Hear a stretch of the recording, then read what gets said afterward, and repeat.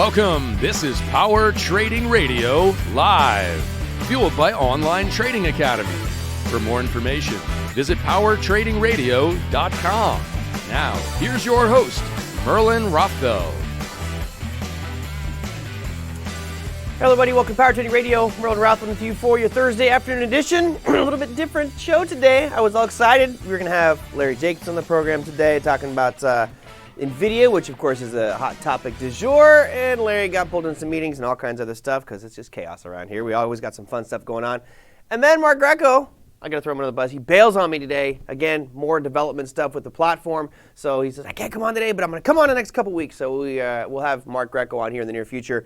Really excited. For those of you who are Online Trading Academy graduates, part of the mastermind community, there's the mastermind grid levels, and it's one of my favorite things because it gives you ideas. You don't necessarily have to use those levels, but as an educational tool, it's nice to go back and look and see, all right, they're saying that there's a zone at this specific point, which gives you your kind of defines the zone there. And then, you take it, you go home, you look at your chart, say, yeah, it lines up with mine or not, and maybe how do I get to those zones? Well, now what we're going to do is implement that right into the Click platform. So if you click on the mastermind grid, all of a sudden, boom, it populates automatically on your charts with the lines and everything, which is a huge undertaking. Pretty excited about that. That is going to be rolled out soon. It's in the works. It's on the list. There's so many things on this list for Click that we want to get done. Basically, it's like get the basics done, make it a nice, stable, robust platform, and then start layering on all these proprietary tools that you can only get with Click. So we'll have Mark Greco on to talk about that in the near future. Again, I'm going to be alone today on set. So what that means is I'm here to answer your listener questions. If you have some, feel free to send them on in at powertradingradio.com. Click the little button there that says Power Blast, or you can join us in our discussions on YouTube. We've got Online Trading Academy's YouTube page as well as Power Trading Radio's YouTube page going on right now. So say hello to everybody, send in your questions, and hopefully we will answer them on today's show. All right, for those of you who are equity bulls, today started off a little bit rough, right? Start off with a pretty significant sell-off, and then all of a sudden, resilience has been the key word we've been saying for the last few weeks, actually months now. It just keeps going, shrugging off any kind of bad news out there and moving towards higher highs. So we will start things off. What do you got for me to start with, TJ? The ZN. Yes, the 10-year U.S. Treasury futures note. That's what we'll talk about first. As you can see here, you broke out of that little pennant formation we talked about yesterday, and normally, so according to Bukowski, when you have a pennant formation, and a pennant formation really is this kind of shape here, this compression, but it should be after a bigger run-up, more of a sharp run-up, but we'll let that one slide. Normally, the breakout will be in the direction of the previous trend, which was obviously up. So right now, that's looking pretty good for those of you who are long on that U.S. 10-year Treasury note. But that means that the yields are falling. That was your worst performer out there today. Yields were down 2.87% today, just barely above that 150 mark. It's at 152.50 right now. So all in all, a pretty good day for the 10-year futures note, but bad for yields. And that's what we're seeing across the board. I saw today even the Spanish 10-year bond auction dropped from 0.35 to 0.24. So they're dropping ever closer to zero. And Germany yesterday or day before also had an ugly showing with regards to the yield on the 10-year. Anyway, that's number 7. Let's move our way up to number 6. Get a little bit of damage, I'm sure, to the NQ today from Tesla. Wasn't the best performer out there today, but look at the candle here. Look how wide that range is. Everything was pretty wide range, actually engulfed at one point all of yesterday's trading activity. But what we had was a nice little bounce near the end. Now, you'll notice that it still was down on the day. The NASDAQ was certainly the worst performer out there. On the day, it was down 0.67% for the composite. That brought it to 9,705 for the session, making it your number 6 performer on the day. Not the worst, but pretty darn close. All right, moving on to the S&P 500. TJ will bring that one chart up for us. And those of you who saw the title of today's show, yeah, TJ thinks that today's Wednesday because, it's a short week. It's not hump day. Hump day is Wednesday. Today's Thursday, TJ. Yes, we got to love TJ out there. All right, let's see. So here's S&P 500. Looked almost identical to what you have with the NASDAQ. You see this candle. It still is, for all that we would like to know, this is still a bearish engulfing formation. How do we know? Well, look, one of the ways you measure an engulfing formation, as we talked about candlesticks the other day with Wayne Citron, is you'll notice that I'm taking the high of today's candle and I'm taking the low of today's candle, all right? There's 2 ways to measure an engulfing formation. One of those is that this candle here, this green candle that TJ is circling his mouse over, fits within the entire range. That's one way to perceive an engulfing formation. The other one is that the real body or the entire candle fits within the range of today's candle, if that makes sense. So I'm having TJ move these lines around. So now we've tightened it up a little bit, and you see I've just put lines above and below this red candle for today. And you notice that yesterday's trading activity fit almost entirely within it. That is a bearish engulfing formation. It doesn't mean we're going to implode tomorrow, but it's definitely a negative sign. Some might call that an outside day as well. All right, that was what was S&P? Number 5, down 0.38%, so certainly nowhere near as bad as the NASDAQ, but still bad nonetheless. Finishing at 3,373, and it's actually down another 6 points in the after-hour session, so starting to slowly slip to the south side. We'll see if we dip down to those lows on S&P in the wee hours of the morning, which lows today on the SPX, or it's not SPX, on the ES futures contract was down at, 33.39 and a quarter. We'll see if we get down there. I don't think we will, but you never know how it goes in the after-hour session. All right, we're nowhere near the podium. Number 4 brings us to Bitcoin. Really, Bitcoin back in the... these numbers are flipping all over the place. Refresh this one, TJ. It says down 0.32, so I guess that's still in line. You'll see some nice volatility going on out there.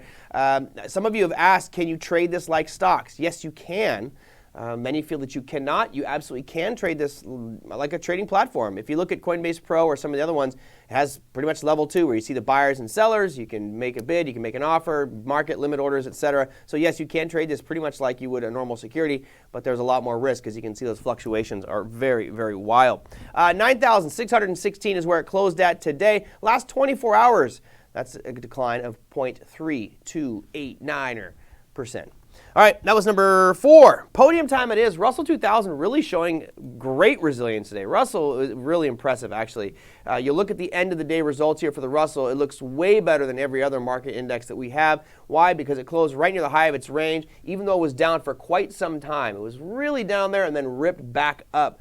Positive sign, very, very positive out there for the Russell 2000, which finished up 0.21%. A stark contrast to our other indexes like the S&P and the NASDAQ. Final number for the Russell was 1,696. Right now we are down 3 points in our after-hours session, but that's your Russell taking the podium in 3rd place. All right, gold, silver medalist again. One of these days gold will actually be golden and take the top spot. Now, here's the interesting thing. We talked about the ascending triangle, which I didn't really feel this is a strong example of an ascending triangle. Had this middle point here, zoom in TJ, had this middle day, let's say February 3rd, been up to this neckline, or this baseline they'll call it for an ascending triangle, then I would have felt more confident in it. Bottom line is, we talked about it, it's making higher lows, and it was coming up to that same area of, that same pivot point there at the top, about 16.14. We broke above it. We're holding above it. So all in all, this is actually rather positive for the gold futures right now. Again, I still think, as many others, including Brendan and our YouTube channels, think that it's going to go all the way up to 1,700 this year. Maybe, I think Brendan's probably more optimistic than I am. I think 1,700 is a realistic number for this year, especially should we start to see some uncertainty in the tail end of the year. Gold on the day up 0.65%, $1,622 per ounce, and it's already up in your after-hour session by another $2. I want my $2. All right, as you guys can already hear, my voice is giving out in our opening segment all by myself. This is going to be fun. And we haven't even gotten to number 1. TJ is going to bring up crude oil, which continues its torrid pace to the upside. Look at crude oil go. All right, crude oil. This has been the topic du jour. It's been the one we've been following and actually pretty much calling the days for crude oil here. It's been pretty clear-cut where it's headed and what it's doing. Now becomes a minor inflection point, a minor point for crude oil. We go, okay, now what? We broke above 2 significant areas that gave us information about the health of crude oil, right? We broke above this high that we saw on the 6th of February. That was a sign that this double bottom was in fact in place and now potentially some upside movement. We knew that there was a supply level on going back to the 29th of January, which could also be a challenge. Now today we did break above it, but we've ended the day with a shooting star formation. Shooting star formation is a rather negative one. It would not be a shocker to see a little bit of a pullback here down towards that 52.30 mark, maybe retest, and then potentially rally back up. So other than that, you notice there's not a lot here to slow this trajectory of crude oil down. Today you had crude oil inventory numbers come out. The previous week was 7.5 million barrels. They were expecting it to be 3.3 million barrels. We came out at 0.4. So they were off by 7.1 million barrels on expectations. That's 7.1 million barrels fewer than expected, which is part of the reason we saw this rally up today in crude oil, which put crude oil in your number 1 spot up 0.9%, all the way up to $53.77, which is pretty much where it's at right now. And that is your top 7 markets, my friends. Hopefully one of those put some gold or some crude oil in your pocket and helped out your portfolio today. All right. I was going to take a quick commercial break, but you know what? I'm going to end it with Bizarro. Let's just go to Bizarro world out there today. Today is one of those days where you just shake your head and you go, what in the God's great green earth is going on right now? If you look at some of these market performers, obviously there are names that we all resonate with. You go Apple and Google and Alphabet and Amazon and Netflix, and these are the ones that are soaring and just doing so well. I would love to give away a prize. If I could give away a prize, I would challenge you guys without going out to any news source right now and looking at the top 10 list. And let's just do it for fun, guys. I don't do too many interactive polls, so do not go out to a financial website to find the answer to this. Type in what you think are the top 2 gainers in our market today for the stocks. I want to know from you guys the top 2 stock gainers today in our market. Don't cheat, just give an idea what you thought it might be. I found this to be rather hilarious. One of them I think is an absolute joke. I've been saying it for a long time, and apparently I'm the joke because it is just soaring out there. And the other one, it's not a company that you expect to have a $76 move to the upside. $76. It's not Berkshire Hathaway, by the way, because that $76 would be nothing. But what do you guys think it is? Type it in the chat out there. Let me know. I'm curious to see what you guys might think is the big movers out there. So Gayer, Vernon, Sabrina on Online Trading Academy's YouTube page. And, of course, Patrick. Welcome back, my friend. Patrick, Brendan. Who else we got here? Jorge, Trent, Steve. What do you guys think? Big Eb? Who is the biggest gainer out there today in the stock market? Hilarious. Apparently you guys don't know. I see it's crickets in the chat out there today. All right. I will tell you, the number 1 performer, which when this company came out years ago, I thought, this is a joke. Why could this possibly do so well? The irony is, it's almost, some would argue that the post office is very akin to the DMV, that the service is terrible. I actually don't have a problem with the post office whatsoever, but it usually gets a bad rap. The biggest performer today, let's bring it up, TJ. Bring up, it's STMP. Stamps.com. Can you believe that? Stamps.com. Here we go. I love it because you guys, I see GE, Tesla, right? Lululemon, Amazon. These are all logical guesses. Dropbox, okay, that's not a bad one. Beyond Meat, why not, right? It's been a crazy flyer. Check out Stamps.com. Look at this. Bring this chart up, TJ. This is just ridiculous. Stamps, of all things, stamps. Really? Who mails anything anymore? I guess, you're Amazon, you got to ship stuff. But just crazy move up for Stamps.com today. That was a 65% move up in Stamps.com. What on earth is going on here, people? That was a $62 move per share to the north side. An unbelievable move. But that was your number 1. Number 2 is equally as jaw-dropping because, you think about a mature business. You think about something that, is the potential really there for a huge move up? Domino's Pizza. What, really? Domino's Pizza? Of all things, I don't know. I feel like, did someone slip me some narcotics this morning? I feel like I'm looking at the wrong charts. Domino's Pizza was up 25% today, $76 per share on an earnings beat. I just thought I would share those with you because normally when we think about these major market movers, and these are mature, Domino's is a mature company. You would think that the probability of this company having a 25% pop is just bizarre. Well, it didn't. It actually looked pretty good out there today. Those are your 2. I don't know. Thanks for allowing me to go on my little crazier rant out there. And in your activity. Like it. All right, that will do it for opening segment. I am going to take a quick break and sift through the comments over here and see what we've got from the listeners. Of course, as you guys can see, I'm all alone in studio today, so I will talk until my voice gives out and I sound like the girl from The Expanse. I don't know if you've ever watched the TV show The Expanse. There's a girl in The Expanse and she talks like this. I could be that way by the end of the show if I keep talking with this velocity. So send in your questions, send them in at powertradingradio.com or go to our YouTube channels, broadcasting under Online Trading Academy as well as Power Trading Radio's YouTube channel. We'll be right back after a short break.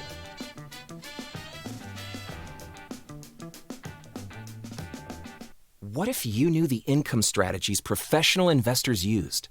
The strategies designed to generate active income from the financial markets. After all, no one's going to care more about your money than you. I learned that I can be in control of my 401k. I used to work for money, now I have my money working for me. With the right training and guidance, you can learn the skills to become a more confident investor and make your money work harder for you.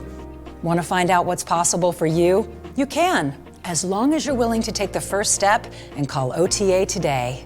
Call for your free tickets right now, and you'll also receive a free Professional Insiders kit loaded with lessons from some of our top instructors on topics like enhancing your retirement strategy, capital preservation, and income generation. The Professionals Insider Kit makes it so you can get started right now. Call 888-304-8723 or visit us online at tradingacademy.com and schedule your free class today.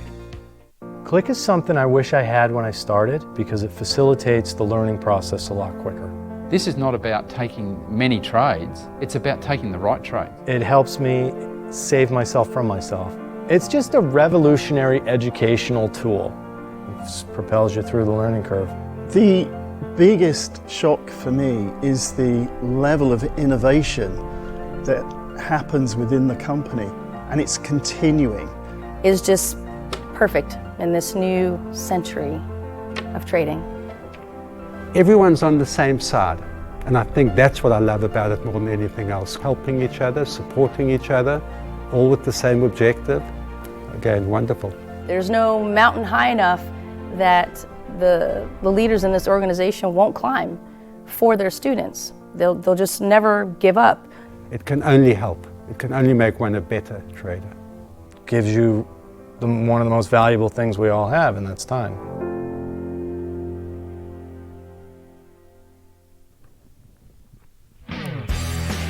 Welcome back to Power Trading Radio Live with your host, Merlin Rothfeld, and today's special guest. Hello, everyone. Welcome back to Power Trading Radio. It is your Thursday edition, one day closer to the weekend. We started off our show going over our market indexes, our top 7, and then kind of digressed a little bit into just the shockers of the day. It's great always getting the feedback from you guys. You're awesome. I love the fact people going, Domino's Pizza isn't even that good. It'll do in a pinch, right? When you're having that party and you're like, you need that $5 pizza delivered. Yeah, it will do. But I will tell you, and somebody even said here, Round Table is better. Come on, who says big app? Round Table's better?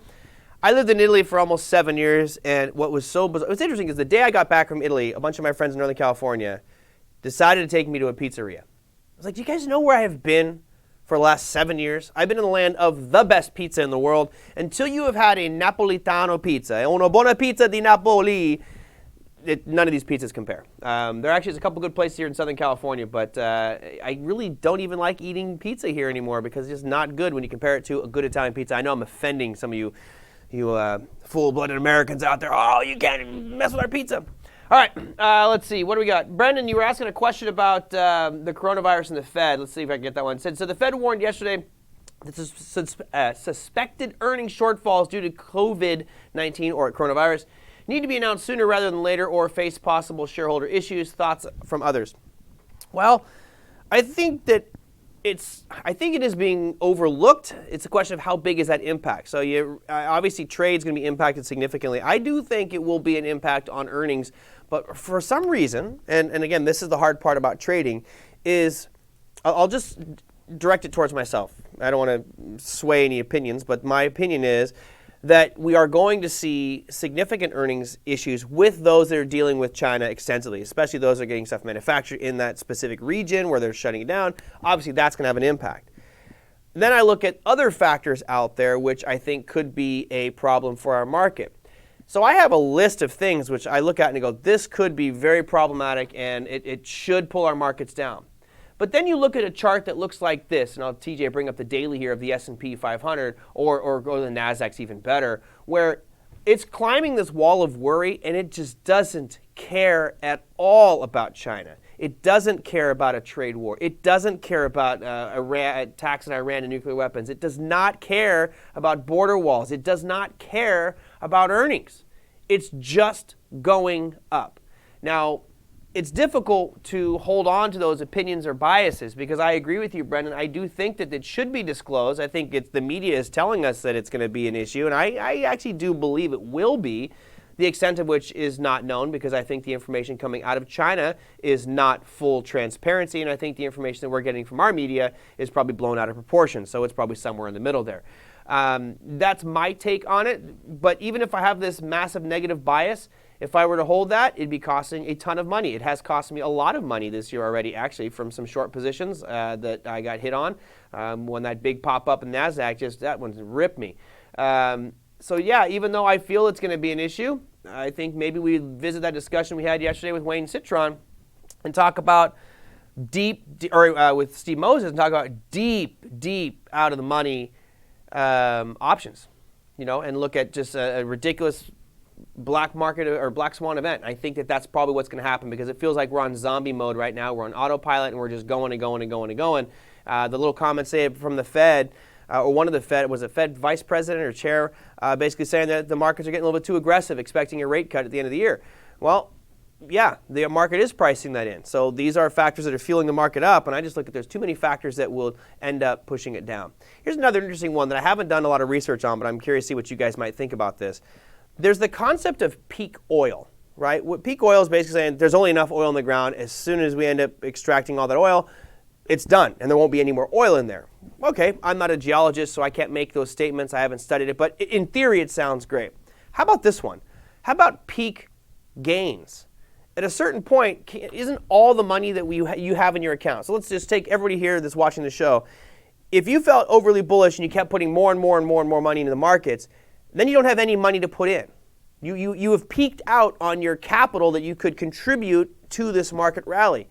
At what point does that happen for us? Because I'm looking at this market rally and I'm just dumbfounded that it's gone on for as long as it has. I mean, we're on 11 years now, which time isn't the issue. It's the velocity, the lack of pullbacks, and the continued uptrend. Of course, we know the Fed is a part of it, but at what point do we say there's not enough capital to continue to push this market up? Do you believe in peak markets, or is there such a thing as peak markets? I don't know. Throwing a hypothetical out there. All right, let me go to a listener question here.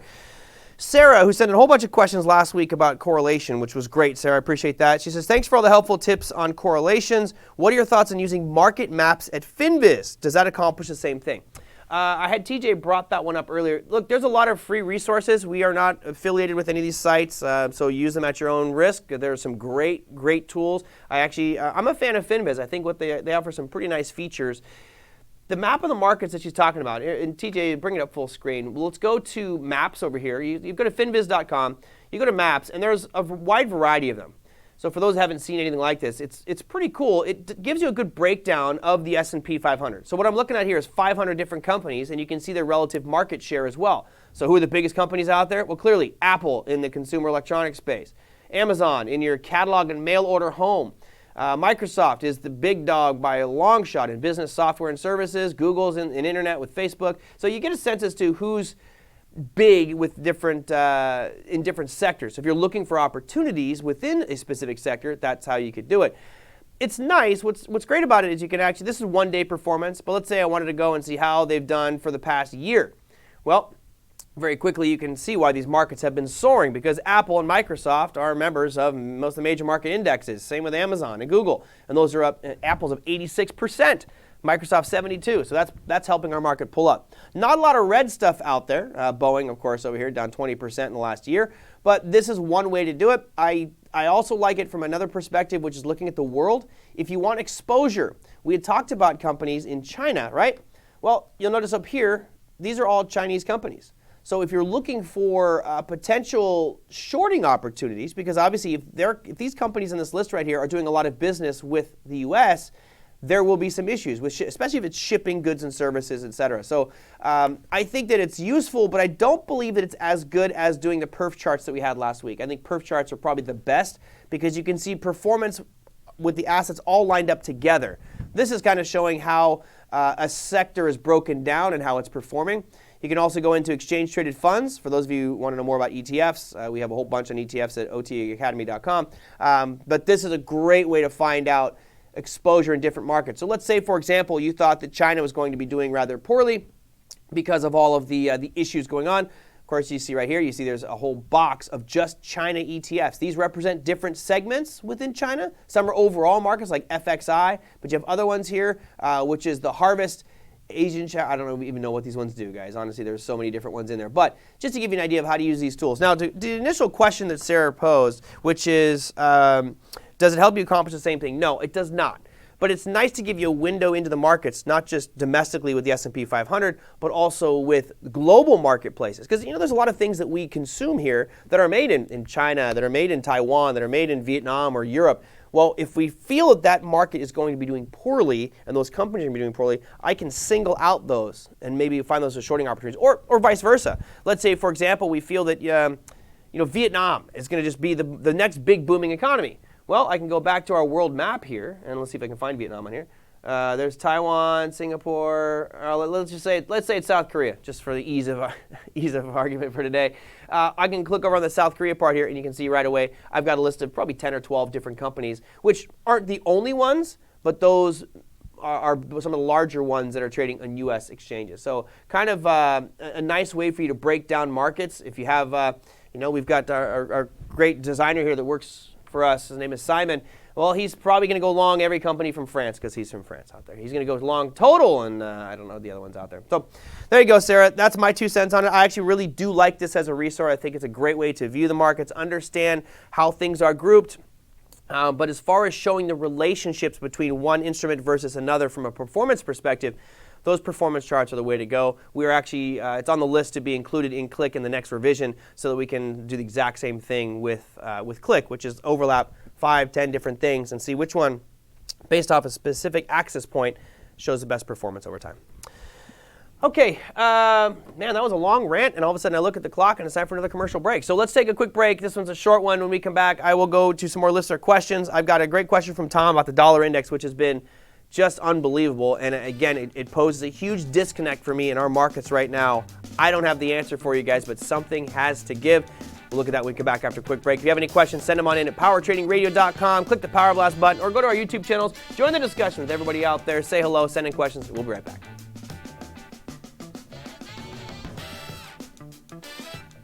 Learning this way is fine when the stakes are low. But when the stakes are high, you need to rely on skill, not just knowledge. At Online Trading Academy, you build your skill one step at a time. We teach our students to trade and invest with a strategy, not a hunch. You learn our methodology, then practice it. You get to make mistakes and ask questions, and watch instructors make live trades. Develop your skill the right way. Meet Mac. As a trader, he liked the signals that came from technical analysis tools, but they didn't help him find the best trades consistently, so he searched for a new approach. Mac attended Online Trading Academy's free class and discovered their core strategy, a trading methodology that spots when big banks are likely buying and selling, so everyday investors can too. Mac carved out a path to trade and invest with confidence, and so can you. Call 888-304-8723 or visit us online at tradingacademy.com and schedule your free class today. You're listening to Power Trading Radio live. Watch the show live or on the archive at powertradingradio.com and YouTube. Or download the podcast from iTunes or wherever fine podcasts are downloaded. Hello, everybody. Welcome back to Power Trading Radio. Merlin Rothwell with you for your Thursday edition. PBJ says, what day did you talk about correlations? Oh, PBJ. I'm not sure. It was last week. I know it was last week, but honestly, I couldn't tell you which day. But I know it was one of last week's shows out there. I do so many of these things, sometimes I just forget what I talk about. The beauty of doing this show for a decade, I can't say a decade yet. In April 5th, I believe, was the first show we did 10 years ago. So I'm pretty excited about that. We're reaching that milestone. I was a young, handsome man. Now I'm just an old, gray, bitter guy. Let's see. Question came in from Fink. He says, have you noticed how the ES and the NASDAQ have dropped into a 4-hour area that the Russell hit earlier this week? Yes and no. I think what you're talking about is this one here. So TJ will bring up some charts for us. The Russell seems to have just hit this level a few times, right? You've come all the way down towards this, let's call it 1672 mark. We've bounced off that 1, 2, 3 times already with the Russell. Now, if you look at the S&P, it's a bit different picture. We didn't just come down to those levels. We blew right through them. So to me, there's a bigger weakness that's showing up with the S&P today. But you look at the NASDAQ, it's a different picture altogether, right at the same point. Right, so the Russell and the NASDAQ, I would say, have some similarities. The S&P showed the biggest weakness out of those two. So, yeah, I did notice that. Gayer says, Merlin, you've asked me a few times, and I'm glad you keep reminding me, Gayer, because my brain drifts, and sometimes I don't get to your questions. I apologize. What is your opinion on what is the preferred asset to measure growth against a Forex account? What's the percentage to beat for Forex? It's a little different. I don't actually have a number for Forex. Like, what would you benchmark it against? The dollar index? Unfortunately, I don't have the dollar index statistics going back as long as I do the S&P. So for me, just as overall, regardless of what asset class that I'm trading, I'm trying to beat the market, period, right? And when you say beat the market, you have to say, well, what is the market? For me, and most of my colleagues and most of the traders I know, it's not the Dow Jones Industrial Average. That's a joke. That's our media spread index that basically they say this is the market. It's not. It's 30 stocks. Not a great representation of the market. The S&P 500 is 503 stocks. Depends on the day and how they drop them out or split things. But it's a better representation of the overall market. Of course, we could use the Wilshire 5000, which is supposed to be every stock. That's a little too broad. So I go with the S&P 500 because I have historical data going back decades. So if you look back, numbers will vary depending on where the starting point is. It's between 8 and 10%, so let's meet at the middle point and say 9%. So whether you're a long-term proactive investor or you're even a shorter-term income trader, your goals at the end of the year should be to have your account grow by that percentage or more. Now, I say that loosely because what happens if the market's up 80% in a year and you're like, hey, got my 9?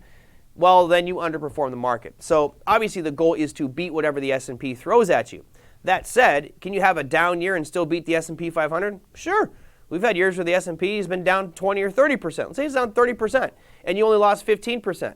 While you lost, you're still doing a lot better than the average investor out there who lost that whole bunch plus commissions and all that other stuff. So I look at all the assets, whether I'm trading Forex, options, futures, equities, ETFs, mutual funds. I'm using that. I use 10% as an easy number benchmark. But that's really what I'm doing, Gayer. I don't have a dollar index I'm looking for Forex. And I don't think that you should expect that your Forex return should be 5 times that because of the leverage that you get. They're just riskier if you're using that kind of leverage out there. So that's my answer to that one. Hopefully that answered it for you.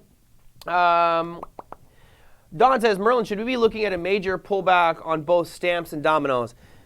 My gut says yes, but I wouldn't touch it. It's too risky. It's too risky, right? If your job is to grow your account and to do this successfully for the remainder of your lifetime, you can't be taking big chances like that. Going short dominoes right now or going short stamps.com just because you feel it has to go down, it doesn't. It does not have to go down. All of a sudden, you can see it gap up. I actually had a friend years ago who lost hundreds of thousands of dollars by shorting a stock that gapped up. It gapped up. He shorted a bunch of shares. The next day, it gapped up again. He shorted more, gapped up again, blew his account. Done. All money gone. That's not good, right? You don't want to do that. There is an old phrase that we've used in this program many, many times. I'm sure some of you live by it, which is the markets can remain irrational longer than you can remain solvent. One of my worst losses ever, I was talking with one of my colleagues about this today, my worst loss ever.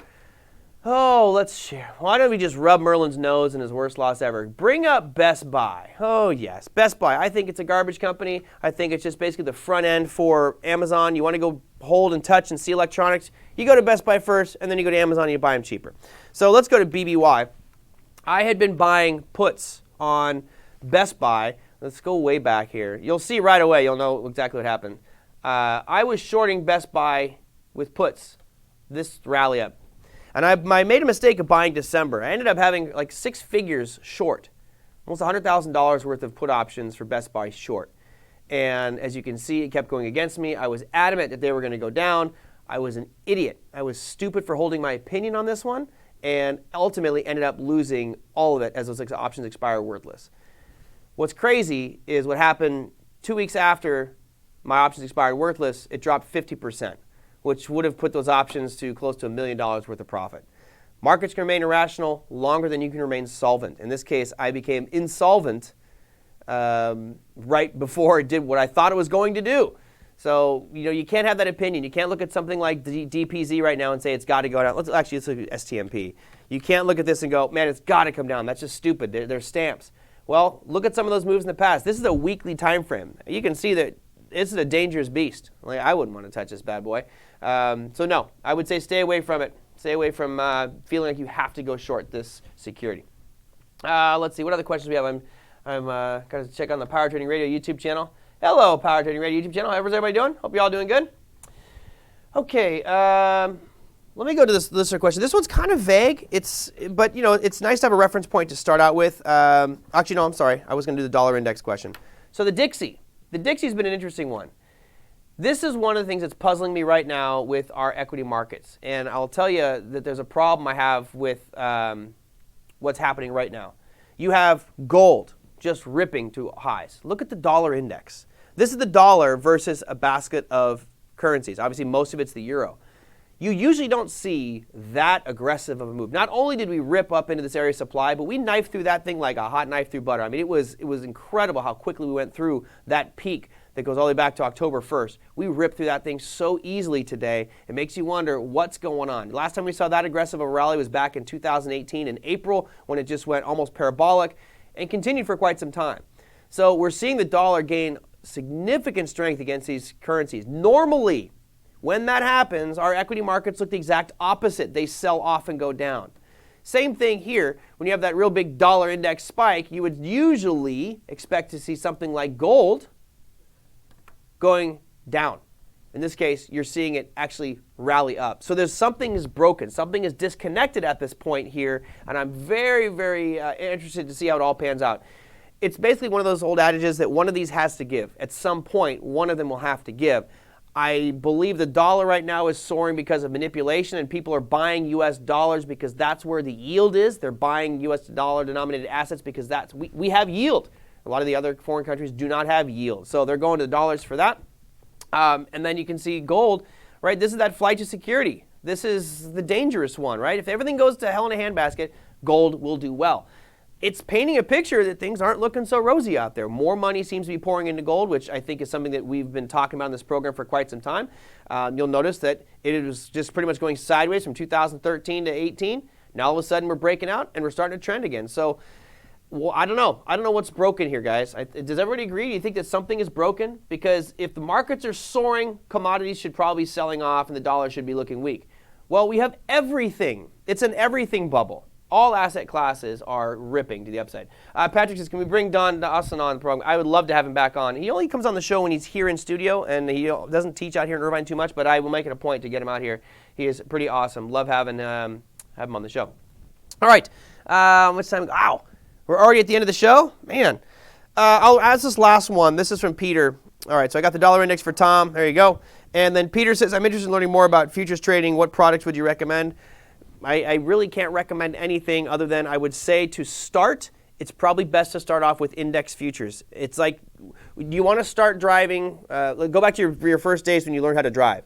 Would you rather drive the brand new Ferrari Enzo that somebody's letting you drive and drive it in a very crowded area? Or would you rather drive the Honda Civic beat up automatic in a Walmart parking lot where there's not a car for miles around? You want to start off with the ones that aren't going to damage you too much, right? Of course, with leverage, you can always get damaged. But you want to do it with the ones that have liquidity, that are going to be a little bit easier to get in and out of. Not necessarily that they have more predictable moves. That's not the right thing. But there are, I guess, broader patterns because of the liquidity. That would be something like the Dow, the S&P, or the NASDAQ futures. I'd probably say the Dow is probably where you want to start because it's a cheaper price point. Other than that, you start going into gold, you start going into crude oil. Russell 2000 even can be kind of crazy. You could go into commodities like soybeans or wheat or these precious metals. Those become a little bit more dangerous. There are factors out there that aren't the normal market influencers for those assets, and I would say that's an advanced asset class. I would start and get comfortable with something that something that's not as dangerous. So again, start with the major indexes. Once you understand how the futures markets work, how the dome works, how the offers, the bids work, liquidity and all that type of stuff, and you start to get your strategy applied, then maybe you can experiment with different ones, moving into platinum or palladium or oil or whatever the case may be. But don't jump into those ones to start. They're exciting. I think one of the things you have to do as a trader is find out what interests you, right? Some people love the commodity space. Don Dawson, who one of our viewers actually mentioned, Don Dawson is one of my personal favorite commodities traders, and that's his passion. This guy loves it. He lives it. I mean, He's reading commitment of traders reports and farm reports because that's just his thing. I don't take it that seriously. I couldn't tell you what the orange crop report was or how the corn's doing or what the storms are in the Midwest that could impact soybeans and wheat. I don't know. I'd rather be out watching the 49ers lose the Super Bowl. So that type of stuff, it gets up to you. It really depends on what you want to pay attention to. I know we've got Brendan, one of our regulars out here. He loves it. He loves metals. He loves precious metals, right? Gold, platinum, palladium, let's say uranium for you, Brendan. That was for you.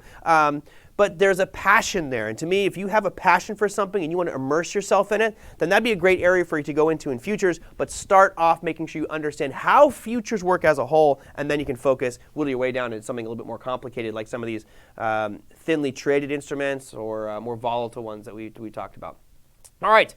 Let's see. I guess that will do it for today. Let's see. I got everybody out there. Hey, Ruben, how you doing? Welcome back. All right.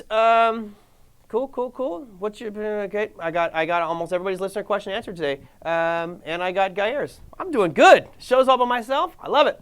I'm a gold and silver bug. I am as well. My Pan American Silver has been performing very nicely recently, I may say. And you got. And again, this is for Peter, but you have people like Ruben. He's saying he loves credit spreads. Look, everybody has some area that they've gravitated towards, which is kind of interesting because credit spreads are something that just.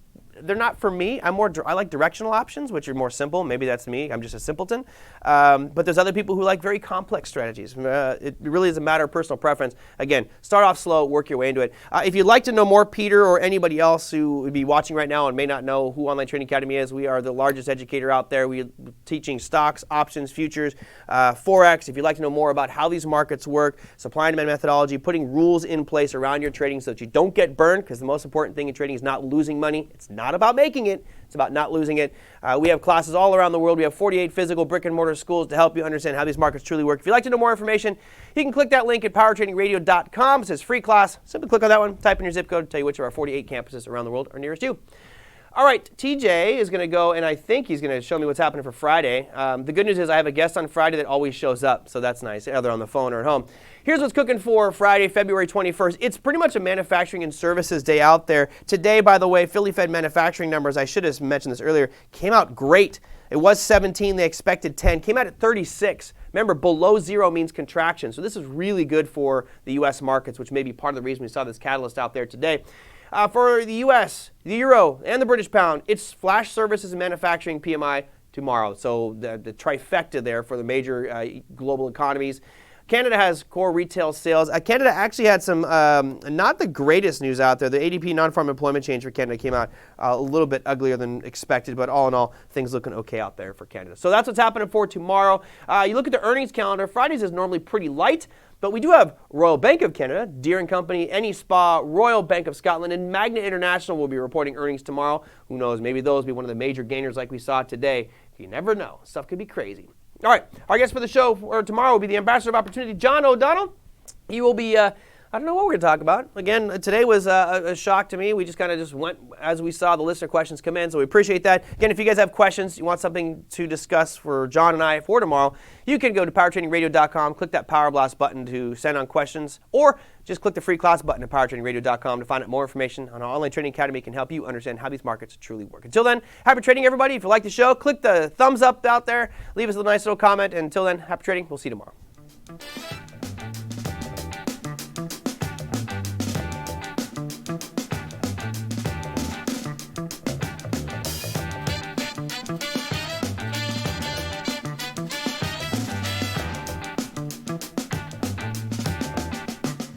You're listening to Power Trading Radio live. Watch the show live or on the archive at powertradingradio.com and YouTube. Or download the podcast from iTunes or wherever fine podcasts are downloaded.